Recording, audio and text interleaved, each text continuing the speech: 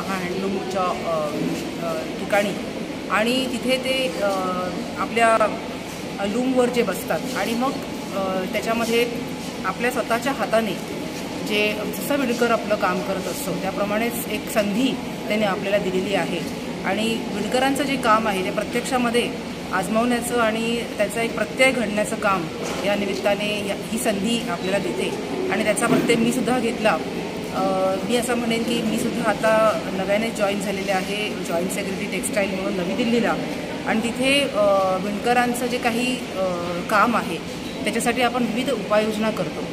परंतु आज हा जो एक वेगळा अनुभव मिळाला की आपणच विणकराचं जे काम आहे ते कसं करतात, ते कसं आपलं त्याच्यामध्ये किती मेहनत आहे, त्याच्यामध्ये किती बारकावे आहेत आणि त्यांची कल्पकता, त्यांची मेहनत, हे सर्व आपल्याला ह्या एक 5 मिनिटामध्ये अवघ्या 5 मिनिटामध्ये आपल्याला त्याचा प्रत्यय येतो। तर ही अतिशय चांगली कल्पना आहे आणि मला असं वाटतं की जे काही इथे येतील त्या सर्वांनाच ही संधी जर मिळाली तर आपले जे देशातले जे विणकर आहेत त्यांच्या आयुष्यातलं एक पान आपण वाचलं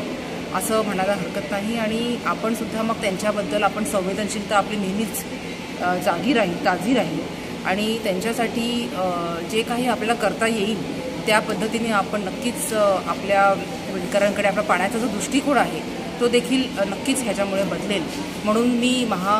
हँडलूमचं अभिनंदन करते की त्यांनी अशा प्रकारच्या आझादीच्या अमृत महोत्सवाची संधी साधून असा एक चांगला अनुभव सर्वांना देण्याचा त्यांनी प्रयत्न केलेला आहे। मी त्यांना शुभेच्छा देते आणि आपलं जे काही देशाचं जे काही संस्कृती आहे ही आपली शान आहे,